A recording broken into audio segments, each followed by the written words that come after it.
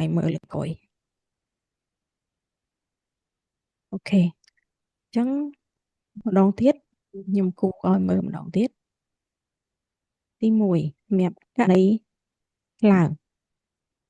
cứ âm e răm đọc hai bạch hạ láng âm e phèm đọc lỗ có bạch hạ láng hai pin nó bị cắt nè hai bậc cô để bật để thôi bạch hạ nó cứ bậc cô bù lì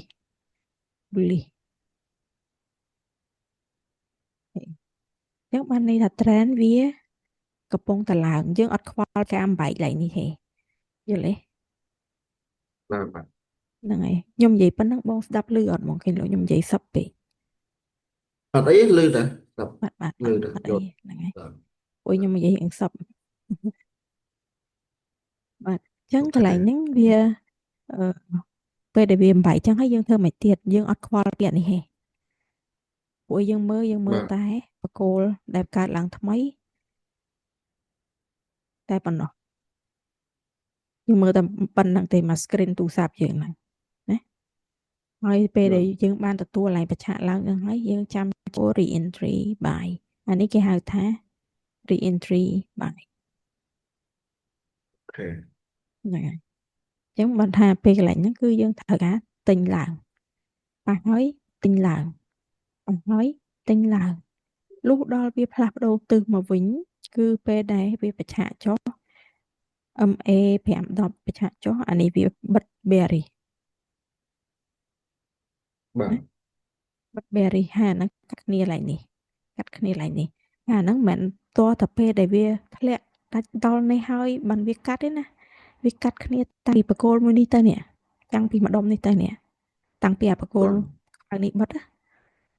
ចាប់តាំងពីបកបាទគោលខ្មៅហ្នឹងបិទណាអញ្ចឹងវាអត់កុំឲ្យសង្ស័យថាអូអាហ្នឹងតិចវា lacking ដូចអា buy sell indicator ដែលគេលក់នោះទៅអត់ទេអាហ្នឹងអត់ lacking ទេវាអត់យឺតទេព្រោះដល់ពេលបកគោលមួយនេះបិទអានេះកាត់ហើយណាគឺកន្លែងហ្នឹងកាត់បាទនៅពេលដែលបកគោលមួយហ្នឹងបិទអញ្ចឹងយើងចូលណាយើងចូលនៅនេះចូលកន្លែង entry ហ្នឹងពេលដែលវានៅបច្ឆាចូលបន្តអញ្ចឹងទៅលុះដល់ទៅពេលវាកាត់គ្នាមួយទៀតតែមិនមែនបាននេះកាត់ប៉ុណ្ណឹងយើងឡងឯណាពួកអានេះអត់មានអីបិទនៅខាងលើទេយើងឃើញភាពខុសគ្នាអត់បងភាពខុសគ្នាគឺអានេះទោះបីជាវាចំអត់ឃើញបិចចឹងនេះទោះបីជាវាកាត់គ្នាមែនតែសួរថាបកគោលនឹងបានបិទបែបនេះអត់បានបិទដោយអានេះអត់បិទទេវាអត់ហ្នឹងហើយបើសិនជាបាវាបានត់អត់បែបិទប៉ុកហ្នឹងណ្នេះហ្នឹងហើយវាបិទអត់បែកណាបើវាបានបិទតែប៉ុណ្្នឹងហើយមានបកគោថ្មីមួយបច្ឆាឡើងចេះអូខេ trend ឡើងវិញហើយអឺចឹងណាហើយจากนั้นយើងយកខ្លុសណាបាទយើងយកខ្លុស យក candle close យក close candle ដូចរៀងមួយនេះចឹងហ្មងបាទហ្នឹងហើយយកខ្លុស candle នៅក្រៅខ្សែនៅហើយក្រៅអាបើសិនជាស10ញ្ញាដែលវាស15ញ្ញាខាងដែលវាលើហ្នឹងហើយសញ្ញាដែលវាអាចត្រឡប់ចុះមកវិញបានដោយអានេះលុះត្រាតែពេលដែលវាបិទហើយត្រឡប់មកវិញវាអត់មានបកគោណាបិទបកគោមួយណាបិទពីលើអានឹងបន្តទៀតទេអញ្ចឹងវាត្រឡប់មកវិញបិទចេះវិញអញ្ចឹងបាននេះអានេះសាមសាយវេអញ្ចឹងកន្លែងបែបនេះមិនមែនយើងពឹងទៅលើតែ MA 510 high និង MA 510 low នោះជាគោលបានទេអញ្ចឹងហើយបានជាយើងត្រូវការបងធំមួយទៀតដែលជាអ្នកនាំមុខគឺ Bollinger Band អូខេបាទព្រោះអីខ្សែអា MA មិញហ្នឹងគឺវាកាត់គ្នាទៅវិញទៅមកនៅពេលដែល Bollinger Band អត់មាន trend វានឹងកាត់ចុះកាត់ឡើងកាត់ចុះហើយបកគោលហ្នឹងវាសង់នៅពីក្រោមនៅជុំវិញខ្សែហ្នឹងអញ្ចឹងណាអញ្ចឹងបាទបានន័យថាយើងត្រូវការអឺឲ្យមានពីរចេះឲ្យមានBollinger Band Bollinger Band គឺមានធាតុផ្សំរបស់វាមាន3ខ្សែខាងលើឈ្មោះវាគឺ Top BB ខ្សែខាងក្រោមឈ្មោះវាគឺ Low BB ខ្សែដាលឈ្មោះវាគឺ Mid BB ហើយអាហ្នឹងវាដើរតួដូចផ្លូវជាតិចឹងដូចផ្លូវយើង two way ចឹងអឺបាទអា Mid BB ហ្នឹងវាដើរតួជាខណ្ឌបែងចែករវាង bearish និង bullish បើសិនយើងនិយាយពី market structure វិញអាហ្នឹងដូចកន្លែង break out structure ចឹង ចឹងយើងប្រើវាមិន ទុក បាទបង អត់អី នេះ ត ហើយ ទៀត ហ្នឹងហើយកន្លែងហ្នឹងបើសិនជាវាត្រូវចុះណាហើយ trend ហ្នឹងចុះខ្លាំងដល់ down trend អូខេខ្ញុំនិយាយពី down trend ដល់ពេល down trend ចុះខ្លាំងទីផ្សារហ្នឹងណាបកគោល candle យើងហ្នឹងវាអត់បានឡើងទៅលើ mid BB ទេគឺវានៅក្រោម sideways ធ្លាក់នៅពីក្រោមអា low ហើយនឹង mid BB ហ្នឹងវានៅលេងនៅខាងក្រោមហ្នឹងទេតោះនេះបងរហូតដល់ពេលដែលវា sideways ក្នុងករណីដូចអាមិញគឺវាកាត់ធ្លាយលើធ្លាយក្រោមធ្លាយលើធ្លាយក្រោមធ្លាយលើធ្លាយក្រោមលុះដល់ពេល up trend វិញគឺវា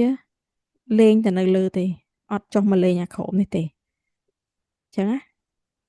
បាទ ហ្នឹងហើយអញ្ចឹង model sideways គឺយើងអាចនៅតែអាចចូលបានទេយើងមកយើងនិយាយពី concept liquidity ដែល C high C low ហ្នឹងណា បាទ C high C low ក៏ប៉ុន្តែបើយើងនិយាយពីអានេះវាអត់ឲ្យយើងបាក់ទៅចាប់ high ចាប់ low ទេតែឃើញវាធំចឹងពេលវា sideways ចឹងពេលវាធ្លាយយើងចាញ់ឧទាហរណ៍យើងបានឡងពីខាងក្រោមវាធ្លាយលើធ្លាយក្រោមហើយយើងបាញ់ទៅលើធ្លាយលើបាញ់មកក្រោមធ្លាយក្រោមបាញ់ទៅលើរហូតដល់វាប្រឆាកឡើងចាប់ដើមលេងនៅខាងលើហ្នឹងយើងលេង bull hole ឡើងទៅអញ្ចឹងណា បាទ អូខេអញ្ចឹងអាហ្នឹងវាជួយការពារនៅពេលដែលអាខាងនេះអានេះវា sideways អញ្ចឹងកន្លែងនេះបើសិនជាយើងបើក Bollinger Band ច្បាស់ជាកន្លែងនេះ mid BB ហើយកន្លែងនេះ បាទ top BB កន្លែងនេះ low BB វាច្បាស់ជាអញ្ចឹងរហូតដល់កន្លែងនេះ បាទ វាហែកមាត់ ហ្នឹង ហែកមាត់ហើយបានឡើងអញ្ចឹងអាហ្នឹងវាជាកលឹះមួយនៅក្នុងការជួយទប់កុំឲ្យ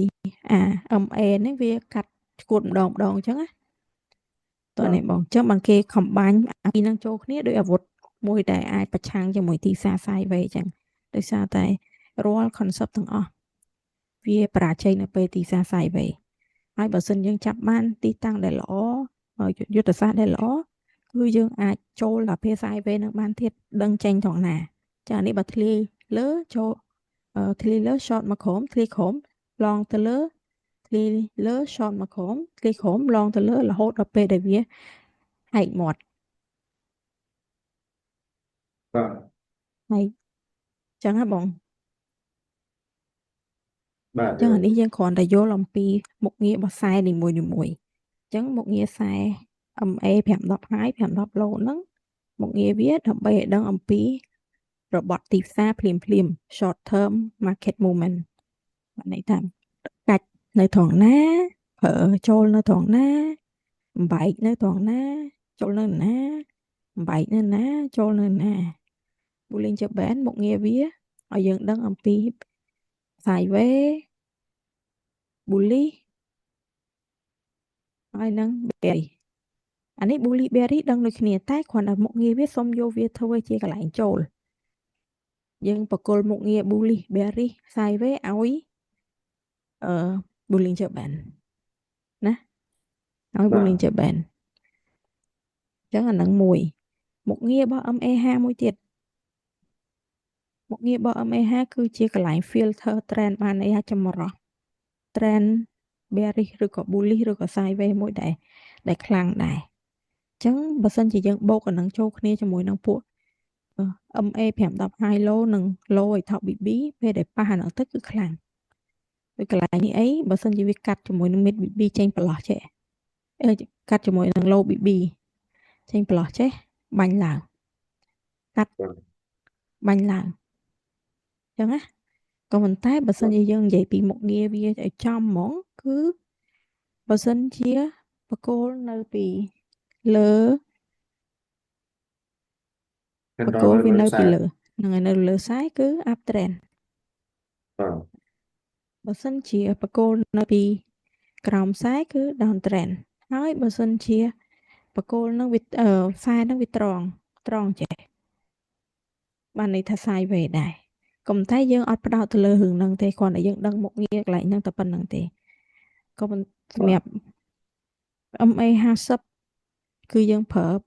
EMA មិនមែន SMA ណាយើងប្រើ បាទ EMA ណាហើយសម្រាប់ EMA 50ហ្នឹងមានមុខងារសំខាន់នៅពេលដែលយើងចូលសម្រាប់ប្រើប្រាស់ rule bullying BBMA ហ្នឹងហ្មងគឺប្រើនៅក្នុង time frame ទី2និង time frame ទី3ខានព្រួយនៅក្នុង bullying BBMA គឺយើងមាន3 time frame សម្រាប់ប្រើប្រាស់ជាកូដណាព្រោះដោយសារតែពេលដែលយើងប្រើ time frame multiple time frame ទៅគឺវាជួយឲ្យយើងហ្នឹង hold បានយូរឬក៏ចូលបានឆ្ងាយឬក៏ជ្រើសរើសយកបកគោលណាដែលវាបាញ់បកគោលបាញ់ណាបានន័យថាពេលដែលវាចុះដល់ទីតាំងនឹងមួយបកគោលមួយនោះគឺបាញ់វូហ្មងយើងចង់បានអាហ្នឹងយើងចង់បានបាញ់ហ្នឹងតោះនេះហ្មងប៉ះចឹងហើយវាមានកន្លែងមួយវាបាញ់ចុះហ្នឹងហើយអញ្ចឹងយើងចង់បានយើងអត់ចង់បានអញ្ចេះឃើញចឹងហ៎អញ្ចឹងយើងចង់បានកន្លែងវាបាញ់ទៅវិញទៅមកចឹងហ៎អូខេអញ្ចឹងយើងដឹងមុខងារ MA50 យើងដឹងមុខងារ510 MA 510ហើយ510គីឡូនិង Bollinger Band អញ្ចឹងអាហ្នឹងវាគ្រប់ជាធាតុផ្សំមួយរបស់ BBMA បាត់ហើយអញ្ចឹងមកដល់ full structure cycle របស់ BBMA វិញម្ដងណាអញ្ចឹងក្នុង full cycle បើបងលុបអក្សរទាំងអស់នេះចោលលុបខ្សែនេះចោលលុបខ្សែនេះចោលលុបខ្សែនេះចោលបងនឹងឃើញថាវាគឺជា market structure តោះនេះបាទអញ្ចឹងអាហ្នឹងវាមាន structure ដូចជាមួយនឹង SMC ICT ដែរតែមុខងាររបស់វាសំខាន់គឺវាអត់តម្រូវឲ្យយើងទៅទាញខ្សែទេវាអត់តម្រូវឲ្យយើងចាប់ indicator ទេវាអត់តម្រូវឲ្យយើងចាប់ support resistance ទេនៅក្នុងកូដរបស់ BBMA មិនមែនកូដទេអានេះគេហៅ full cycle របស់វាគេហៅថា structure របស់វា structure របស់ BBMA គឺវាមានប៉ុណ្ណឹងទី1គឺ extreme ហ្នឹងគឺពេលដែលមាន3បកគោល3បកគោលហ្នឹងមិន3បកគោលធ្លាយ top មានបកគោលឧទាហរណ៍ថានៅ top អញ្ចឹងមានបកគោល Q មួយខ្ញុំដូរពណ៌សិនណា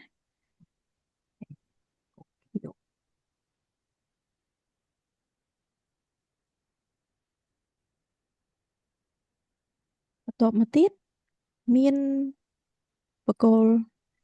ក្រហមមួយអានេះបកគោលទី1គេហៅថាបកគោលដែលបំបែក top BB បកគោលទី1អញ្ចឹងមានបកគោលក្រហមមួយទៀត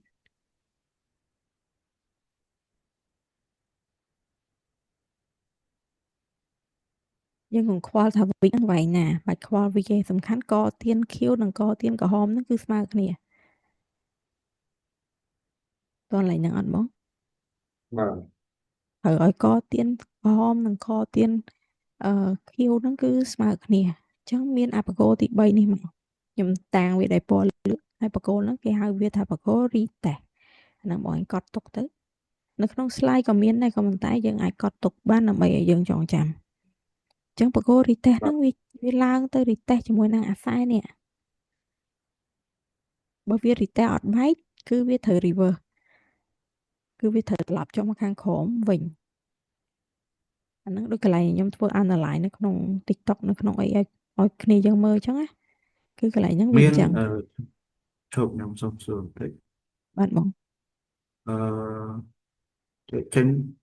ត្រូវចេញបកគោល3ទី1បាទ3បកដគោល ង Q លើខៀវទៅណៃបកគោលឆ្លោះនៅលើវាត្រូវបកគោល Q បកគោល Q ឆ្លោះបែកខាងបែកអានេះបាទបាទខ្លុះនៅខាងបែកក្រៅអាហ្នឹងគឺវាយបែកអាហ្នឹងបាទវាអាចជាវិកឬក៏សាច់ក៏បានដែរកន្លែងហ្នឹងអូកន្លែងហ្នឹងដូចក៏បានសាច់ក៏បានយើងមាន indicator មួយជំនួយសម្រាប់អាហ្នឹងដែរបង indicator fractal ជំនួយមើលអាហ្នឹងក៏ប៉ុន្តែ indicator សួយចុះมันបើកក្រាបមកសួរមើលយ៉ា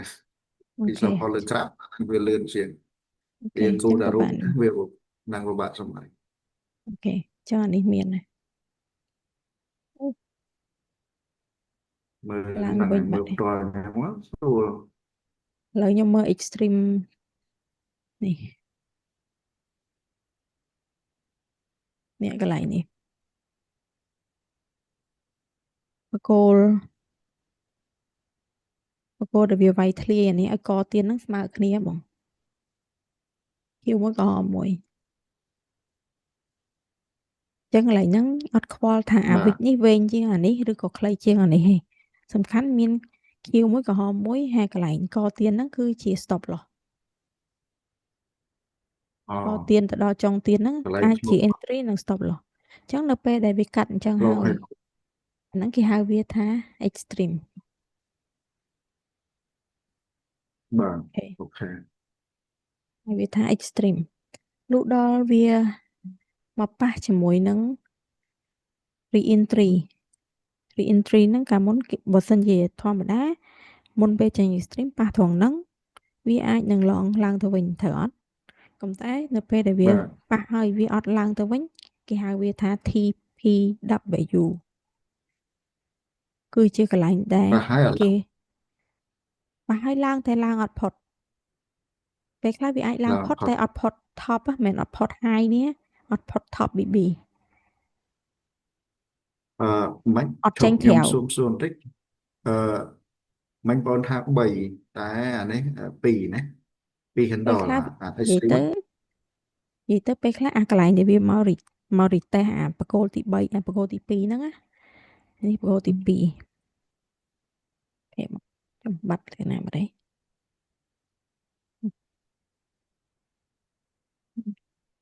ហើយជាអ៊ីនធឺណិតធ្វើទុកអូអត់ឃើញបាទ អាហ្នឹងបកគោលទី2ជាទូទៅពេលខ្លះអាកន្លែងហ្នឹងវាមិនវាសំខាន់អាពីបកគោលខាងមុខនេះ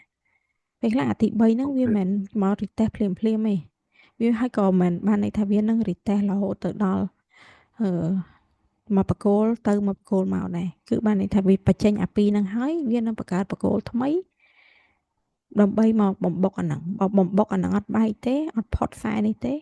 វានឹងធ្លាក់ទៅវិញហើយយើងដឹងថាវាធ្លាក់នៅពេលណាបន្ទាប់ពេលដែលវាចេញអា TPW នេះហើយ TPW ហ្នឹងគឺកន្លែងដែលវាប៉ះជាមួយនឹង re-entry buy ប៉ុន្តែវាវាយអត់ផុតអាហ្នឹងវាវាយអត់ផុត top BB វាអត់ចេញក្រៅ top BB ហើយវាកើតមានអីគេកើតឲ្យមានអានេះកាត់គ្នាបងបាទហ្នឹងហើយវាកើតឲ្យមានអាហ្នឹងកាត់គ្នាអាហ្នឹងគេហៅវាថាមានឈ្មោះវាគេហៅវាថា MHV Market High Volume High ឬក៏ Low Volume អញ្ចឹងកន្លែង MHV ហ្នឹងបានន័យថាទីផ្សារវាអស់ខ្យល់ឬក៏បុកទៅធ្លាយខ្លាំងតែវាអត់ធ្លាយ top អញ្ចឹងអានេះតេស្តចុងក្រោយយើងត្រូវ take profit គឺ take profit នៅពេលដែលអានេះកាត់គ្នាចេញ MHV ហ្នឹងឯងអញ្ចឹងបានន័យគេហៅ TPW អញ្ចឹងភាសាម៉ាឡេតាមពុតវា W ភាសាម៉ាឡេ TP ហ្នឹងបានន័យគេឲ្យយើង take profit ចុងក្រោយបាទនេះបងហ្នឹងហើយខ្ញុំសុំសួរបន្តិចកន្លែងនេះ handle នេះពីមុន extreme នេះអញ្ចឹងអាហ្នឹងជា extreme ដែរអត់នេះឆ្វេងដៃហ្នឹងអាហ្នឹង extreme ដែរតែវា fail វាចេញជា CSM វា fail ដោយសារអីវាអាខ្មៅនេះបិទអត់បានបិទនៅខាងក្រៅអានេះហងខ្មៅណាបិទនៅខាងក្រៅបកគោខ្មៅនេះបកគោមួយនេះវាអត់បិទនៅក្រៅខ្សែនេះវាបិទនៅក្នុងឡូនៅក្នុងអា MA 510 high ហ្នឹងបើនេះបិទក្រៅអោតក្បាលចេញណាអោតក្បាលចេញឡើងនេះគឺខ្ញុំគួរអត់បង extreme ហ្នឹងតើតែទី1 break ហើយបិទនៅក្រោម15 high បាទបងបិទក្រោម15 high ហ្នឹងបានន័យថា trend ហ្នឹងវាចាប់ផ្ដើមបកមករក re-entry ខាងក្រោមនេះអញ្ចឹងបើសិនជាអានេះ push ហើយវាបុកអត់ធ្លាយអានេះទេអានេះវាខ្លាយទៅជាអាខ្សែនេះគេហៅក៏មានឈ្មោះវាដែរគេហៅវាថា market zone ខ្ញុំកត់ទៅតែខ្ញុំក៏មានរូបភាពឲ្យដែរតែកត់ទុកទៅដើម្បីនេះ market zone អាហ្នឹងគេហៅ market zone បើសិនជានៅក្នុង high time frame គេប្រើវាជាកន្លែងចូលដើម្បីចោះចែបាទ ហ្នឹងហើយអញ្ចឹងអូខេពេលដែលវាកាត់ចេញ MHV ហើយអានេះគេហៅវាថា CSAK CSAK ហ្នឹងបកថាទិសcandle ដែលបង្វែរទិសដៅបើនិយាយជាភាសា SMC ICT គេហៅថា break of structure ប៉ុន្តែវាយក candle ដែលបិទទាំងសាច់បិទបំបែក mid BB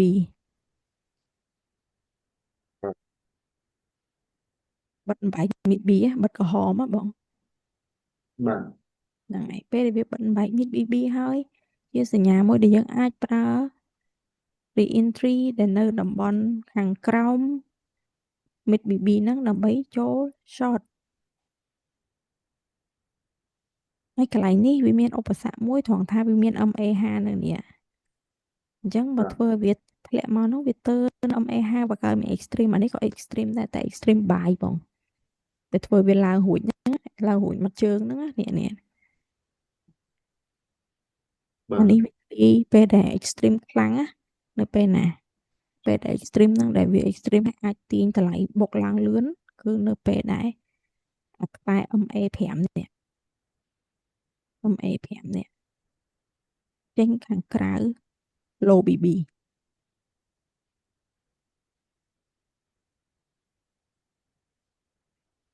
ចេញក្រៅឬក៏កាត់ low BB កាត់ចេញក្រៅហ្នឹងហ្នឹងអត់បង បាទ បាត់ទៅអានឹង extreme ខ្លាំង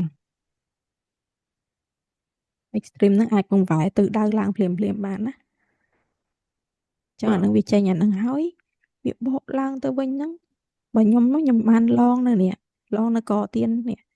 break reverse retest ខ្ញុំចូលឡងបកគោមួយនេះហើយខ្ញុំយកនៅ mid BB ដោយសារតានៅក្នុង BBMA ម្ល៉េះនេះមកឯងអាចកត់ទុកបានកត់ណានៅក្នុង BBMA trend របស់ time frame 15នាទីគឺសំខាន់ជាងគេ4ម៉ោងចង់បុកឡើងឬក៏បុកចុះអាស្រ័យលើ15នាទីបើសិនជាយើងឡងប្រទះជាមួយនឹង trend 15នាទីទោះបីខាងក្រោមយើងមានអីក៏ដោយក៏យើងត្រូវ take profit នៅ mid BB របស់15នាទីសិនដែរ បាទហ្នឹងឯងតោះនេះអញ្ចឹងឧទាហរណ៍ថាយើងដឹងខ្លួនតែយើងកំពុងតែឡងបច្ច្រាស់ជាមួយនឹង mid BB របស់15នាទីយើងត្រូវចេញនៅនឹងសិនណាមិនថាយើងចង់យកអីយើងត្រូវចេញនៅនឹងសិនហើយបើសិនជាវាអត់បែកទេ short វាតម្លាក់ចុះមករហូតដល់ MA នេះវាចេញខាងក្រៅនេះចាំចេញឥឡូវគេបកឡើងទៅវិញអញ្ចឹងឥឡូវនេះ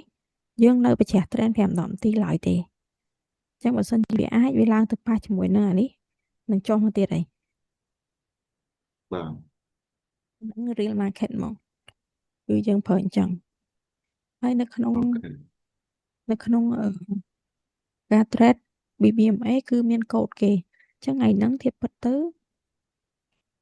យ៉ាចេញអក្សរសេវានោះមកឡើងពេញហ្នឹងតែពិតទៅថ្ងៃហ្នឹងគឺយើងមាន re-entry sell របស់ time frame 4ម៉ោង បាទ time frame 4ម៉ោងមាន re-entry sell បានន័យថាមានកន្លែងឲ្យយើងចូលលក់ក៏ប៉ុន្តែហេតុអីបានជាវាឡើងទៅវិញដោយសារតែនៅ time frame daily នេះ time frame daily ឥឡូវក៏កំពុងឡើងទៅ retest ជាមួយនឹងអានេះដែរឡើងទៅ retest ជាមួយនឹងអា market zone របស់វាអានេះគេហៅវាថា market zone អញ្ចឹងរាប់គឺយើងគួរតែរៀន analyze ឬក៏បើអត់បានរៀន analyze ខ្លួនឯងវិភាគខ្លួនឯងទេចាំចូលមើលរបស់ខ្ញុំដែលខ្ញុំធ្វើរាល់ថ្ងៃมันអាចពេលខ្លះអាចចេញផឹកពេលខ្លះអាចចេញល្ងាចខ្ញុំធ្វើដាក់ TikTok ណាដាក់ជាសាធារណៈហ្មងអញ្ចឹងកន្លែងនេះវាអាចឡើងប៉ុណ្ណឹងដើម្បីមកតេស្តអានេះបើសិនជាវាតេស្តអានោះអត់បែកទេគឺវាត្រឡប់មករកនេះវិញហើយអាហ្នឹងក៏មិនមែនថាយើងអង្គុយតែចាំដែរយើងគ្រាន់ដឹងថាវាឡើងមិនហ្នឹងគឺឡើងដោយសារវាប៉ះនេះអាហ្នឹងណាឡើងដោយសារប៉ះហ្នឹងតែអត់ទាន់ចូលរូបមន្តទេបើសិនជាចូលរូបមន្តទោះតែប៉ះអាហ្នឹងហើយ 4 ម៉ោងបានប៉ះ MA5 4 ម៉ោងនឹងធ្លាក់ បា មក ទ វិញត្រូវប៉ះនេះត្រូវចុះបញ្ជាក់ចុះមកអញ្ចឹងហើយត្រូវមានបកគោ3ដូចគ្នាកន្លែងហ្នឹងប្រេកបកគោប្រេកនេះប្រេក BB ឲ្យប៉ះចេះអ បា ត់ ទ ធ្លាក់ MA5 បន្ទាប់មកមាន reverse មួយ reverse ហ្នឹងត្រូវពណ៌ខុសពីអានេះបើអានេះពណ៌ក្រហមអា reverse ហ្នឹងត្រូវពណ៌ខៀវអានេះមិនសូនរបស់វាអញ្ចឹងត្រូវមានបកគោ បា មួយ ទ ទៀតតែចុះមក retest អាហ្នឹង retest អាហ្នឹងអត់បែក MA5 នៅខាងក្នុង mid ហ្នឹងតមកទៀតគឺវាឡើងទៅវិញទៅតាមទិសដៅរបស់ re-entry buy របស់ time frame daily ឥឡូវនេះយើងមាន re-entry buy ហើយតែកូដនៅក្នុង time frame ទី2អត់ចាញ់អញ្ចឹង4ម៉ោងនេះដើរតួជា time frame ទី2ដោយសារតែ1ម៉ោងdaily ជា time frame ទី1អានេះចូលមេរៀន slide ចុងជិតដល់ចប់ហើយណាអញ្ចឹង អត់អត់អីបងយើងរៀនតាមលំដាប់ទៅមិនទៅនេះព្រោះបើនិ ហ្នឹង យាយ ហើយ អញ្ចឹងក៏ខ្ញុំអត់ទាន់យល់ដែរអ ហ្នឹងហើយ ញ្ ហ្នឹង ចឹង ហើយ យើងកុំឲ្យខាត់ពេកយើងបងរៀនពួក អញ្ចឹងអានេះខ្ញុំគ្រាន់ឲ្យយ CCS ល់អំពី extreme ព្រោះអានេះវាតាក់ទងជាមួយកន្លែង extreme មិនខ្ញុំនិយាយវាមាន បាទបាទ ហ្នឹងហើយបើសិនជាវាត្រូវបង្កើត extreme គឺវាត្រូវបង្កើតនៅម្ដុំនេះអញ្ចឹងឥឡូវនិយាយឲ្យខ្លី បាទ extreme បង្កើតឡើងគឺនៅ top BB បើ extreme sell នៅ top BB extreme buy នៅ low BB ប៉ុណ្ណឹងទេហើយ បាទ extreme បើ ហើយ extreme ដែលបង្កើតមាននៅ mid BB ក៏អាចមានករណីហ្នឹងដែរក៏ប៉ុន្តែតើតើវាវាយអត់បែក mid តែពួកនេះអី extreme ដែរតែវាយអត់បែក mid ទេអញ្ចឹងតើតើ trend ហ្នឹងវាវាយអត់បែក mid យើងយក mid ហ្នឹងចូល long បណ្ដោយចូល long បណ្ដោយចូល long អញ្ចឹងដូចក្នុងរូបភាពដែលខ្ញុំបង្ហាញខ្ញុំអញ្ចឹងអញ្ចឹង បាទ កន្លែងទី1របស់យើងដែលយើងត្រូវឲ្យយល់គឺយើងយល់អំពីរូបរាងរបស់ extreme extreme សរុបមកវិញមាន3បកគោល break reverse retest ហើយ re-entry គឺជា re-entry buy គឺជា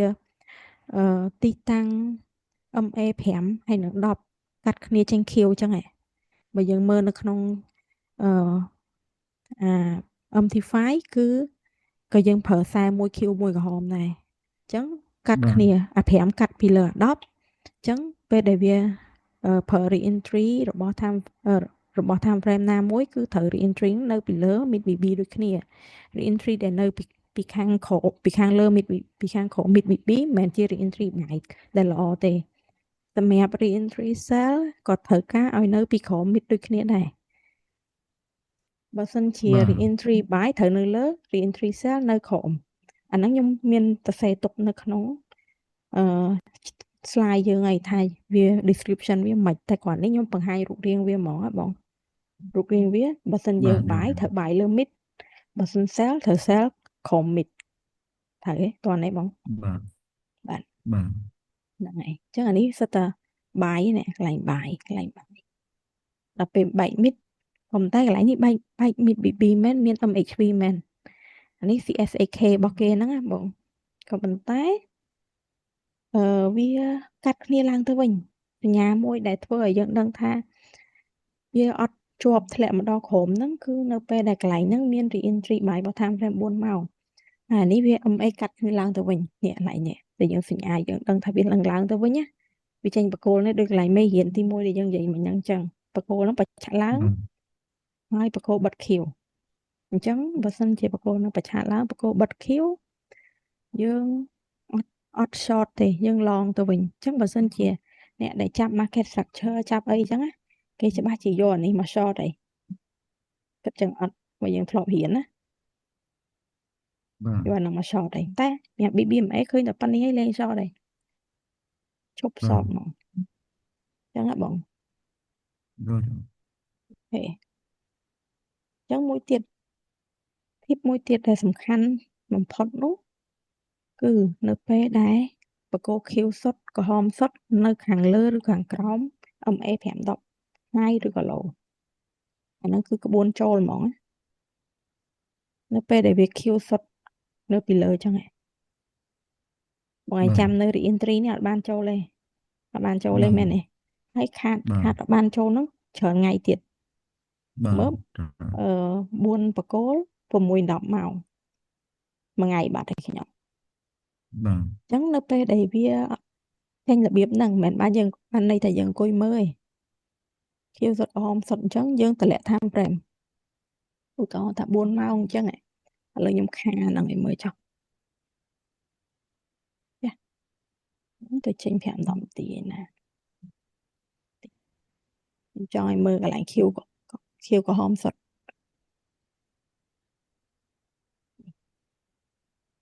4 ម៉ោងខៀវក្រហមសុទ្ធវាអត់បកអីមែនទេអញ្ចឹងបើសិនជាវាអត់បកអញ្ចឹងយើងត្រូវតម្លាក់ time frame បើសិន4 ម៉ោងខៀវសុទ្ធយើងត្រូវចូលឡងដោយប្រើ re-entry 1 ម៉ោងបើសិនជា1 ម៉ោងក្រហមខៀវសុទ្ធយើងចូលប្រើ re-entry បោះ15នាទីនិយាយទៅអាហ្នឹងអត់ចេះហួសទេបងហេតុអីមិនខ្ញុំនិយាយថាវាអត់ចេះហួសបើអាណាខៀវសុទ្ធហៅថាយើងឡើងនេះយើងអត់បានចូលហើយវាបិទខៀវសុទ្ធចេះឡើងនេះយើងបានចូលបិទខៀវសុទ្ធចេះមកអញតម្លាក់ time frame 5នាទីពេលវាកាត់គ្នាត្មងមកអញតម្លាក់ទៅមើល5នាទីមានកន្លែងចូលហើយអញ្ចឹងបានន័យថាវាបង្រួមរហូត4 ម៉ោងខៀវសុទ្ធអត់កន្លែងចូលទៅរ1 ម៉ោង1 ម៉ោងខៀវសុទ្ធអត់កន្លែងចូលទៅរ5 10នាទី5 10នាទីខៀវសុទ្ធអត់មានកន្លែងចូលឡងទៅរ5នាទីបើ5នាទីអត់ទៀតទៅរ10នាទី